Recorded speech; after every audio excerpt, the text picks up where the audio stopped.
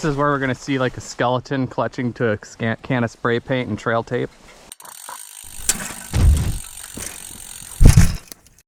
If you look at trail forks around the Boulder Lake area, you'll see some compelling ride options that include the mysterious and rarely ridden Crane Prairie and Crane Creek trails. It looks like, if you do it right, you should be able to create a 16-mile loop with about 2,000 feet of climbing that incorporates Crane Prairie, Crane Creek, Hidden Meadows, and Forest Creek Trail. You can absolutely create that loop. But there are some things you should know about before attempting this ride. Stick around for important details. One important detail I can't leave out is how important it is for you to like and subscribe, as well as ring that notification bell if you haven't already. But even more important than that, navigate to patreon.com/voiceovertrails to support informational content like this. This channel will probably never be large, but it is useful to those of you who depend on it. So show your support today by signing up. This isn't the easiest area to access in the Mount Hood National Forest. You're going to need to get to Forest Service Road 48, then turn left on the 4890, right on the 4881, and left again on the 4880 before arriving here at this intersection with an old logging road where you'll want to park the car. I'll drop GPS coordinates for this intersection in the video description.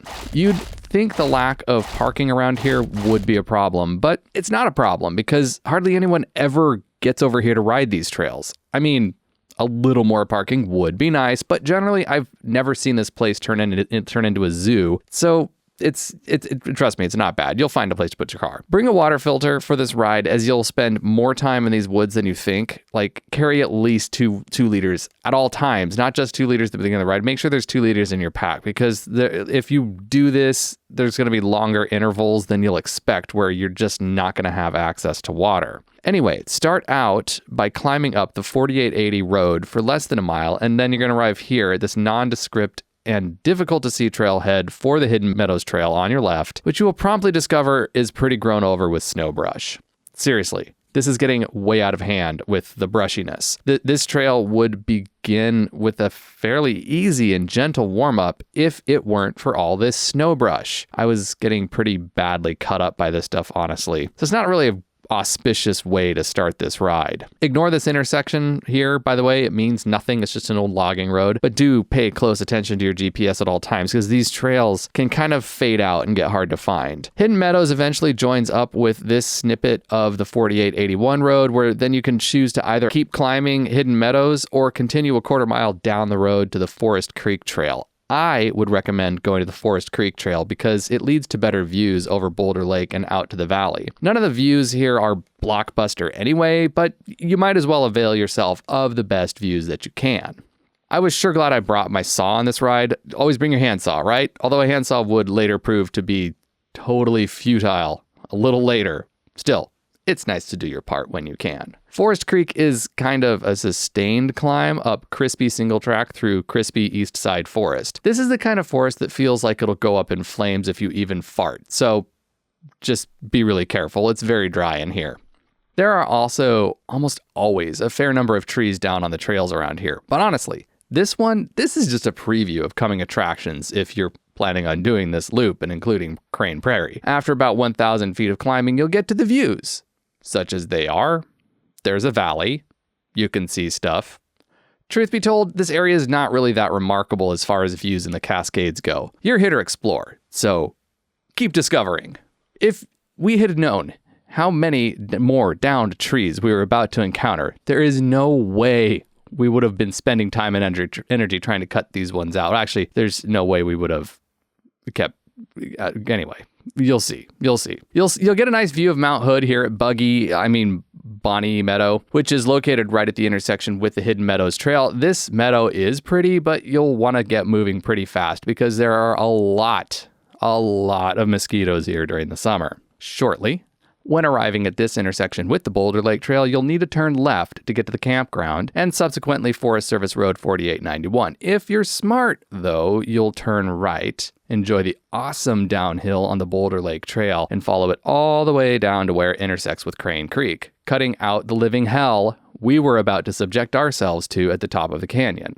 You won't because you're stubborn, but you have been advised. Fortunately, there is this super handy little creek here to filter water at before heading down into the pit of doom. Even if you've already got water, get more here if you're planning on doing Crane Prairie or the top of Crane Creek. I am warning you again, you're gonna need it, and you'll see why shortly. Wander up the 4891 road for a little bit until you get to the top of the Crane Prairie Trail, which literally looks like nothing possible. It looks like this.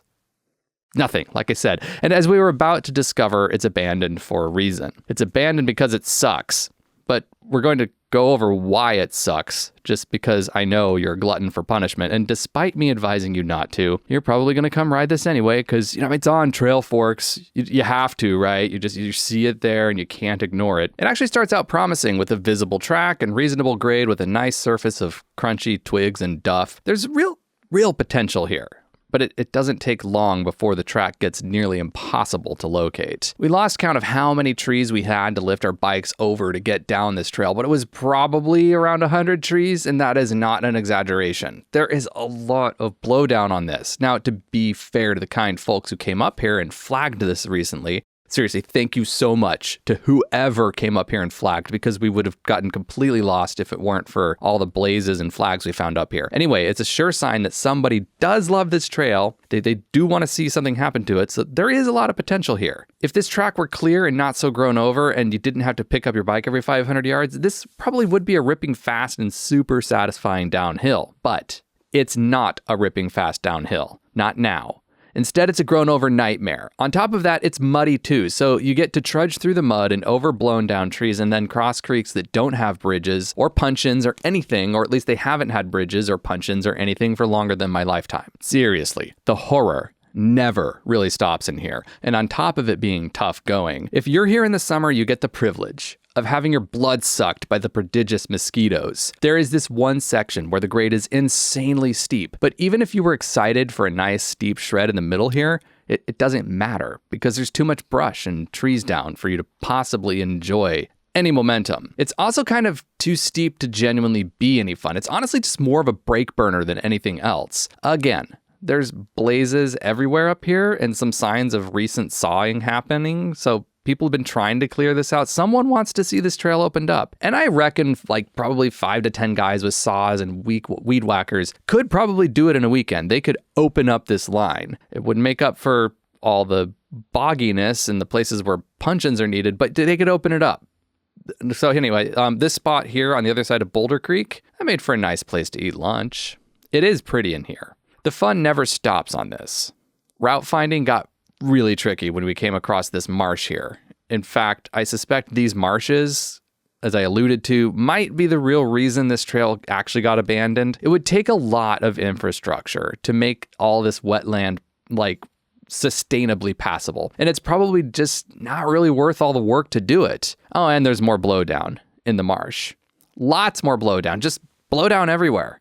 Also, route finding through here is no fun whatsoever, especially with all the blowdown. There was a lot of wandering down here in the bottom of the canyon. This was an awful lot of work for a ride that only has 2,000 feet of climbing in it. There were also more marshes. I don't get how an area on the dry side of the mountain could have so much water in it, but that's okay because it's not too long before you're back to lifting your bike over blowdown. So much blowdown. And if you were looking for a full body workout, then you came to the right trail because this is the kind of twiggy, complicated blowdown that there's no easy pathway through. It's like doing burpees in a room full of sticks that want to poke your eye out. And this right here is the intersection of the Crane Creek Trail. This trail actually gets some traffic, and it's actually sort of kind of worth riding, although it is not without its blowdown problems either, but at least there's something worth caring about in here, unlike Crane Prairie, which was totally not worth it and should just be skipped over. This trail has gotten much more maintenance, but here below the point where it intersects with Crane Prairie, it's still really slow going getting through this canyon. We were kind of shocked to actually come across some people hiking in here. It had been so long since we felt like we'd seen any other person that it was kind of a relief. We didn't feel so alone. Now, it's slow in this video, but if this trail were all logged out and the tread were in good shape, it would be some great riding. It would be excellent, but it's not. We did encounter this tree cathedral in here. That was kind of worthwhile. It hardly shows up on the GoPro, but I promise it was really pretty in person. Of course, the only reason we were even able to appreciate it was because we had to stop to pick up our bikes over a log. We did come across this quarter-mile section where we actually got to ride our bikes, and that was sure nice. I mean, it was all just relative suffering at this point, but sometimes we honestly are willing to take whatever we can get. And then, finally, after what felt like forever, we finally got to the actual creek, which weirdly has a lot of water in it. A lot more water than I expected to find on the dry side of the rain shadow in the middle of July. Remarkably, we also came across some aspens, bona fide aspen trees, quaking away, just being aspens. I don't usually see aspens in the Cascades. There's also this kind of rock garden here near the creek as it pushes up against the talus fields. Don't go left up this hill. Whatever you do, do not go left up this hill. It doesn't go anywhere. It looks like it goes somewhere, but it goes nowhere. It's a trap. Going to need to find a way across the creek, so go to the right. And after a lot of poking around, we were finally able to find a way across the creek. It wasn't much of a crossing, but it was something, and our feet stayed dry. But there's no marker, no trail, or anything on the other side of this log. It was just a bunch of bramble and rough going, looking at trail forks, kind of trying to figure out where we were to try to find where this hooks up back with the actual trail, which the trail is actually just an old access road at this point. And we were able, with no small amount of effort, to work our way to the access road. Yup, this is the access road. Be impressed, be very impressed, because this is all you get, and it's not much. And man, we were running out of sunlight by the time we got to this point, but oh boy, this felt like it may as well have been an interstate compared to where we just were, and after a mile of this, we were finally back at the car.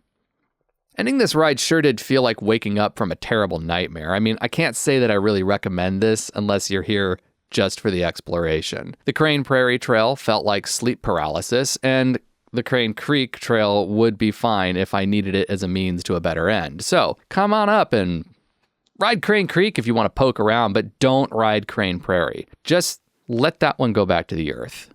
It's fine. No one needs it. I'd like to thank all my Patreon supporters, especially my Loamy Goodness level sponsors, Andy Sewery, Charles Kim, Damon Corey, Randy Relaford, and Ty Morgan Marbett. I'd also like to thank my Hero Dirt level sponsors, earning their special mention at the end of this video: Bryce Ulrich, Heather Von Valkenburg, Jason Moore, and Pedro Cantarini. If you'd like to join these selfless, magical souls and help me help you find trails you'll enjoy riding, navigate to patreon.com/voiceovertrails and choose a sponsorship level that seems right to you. Now, get out there and go ride your bike.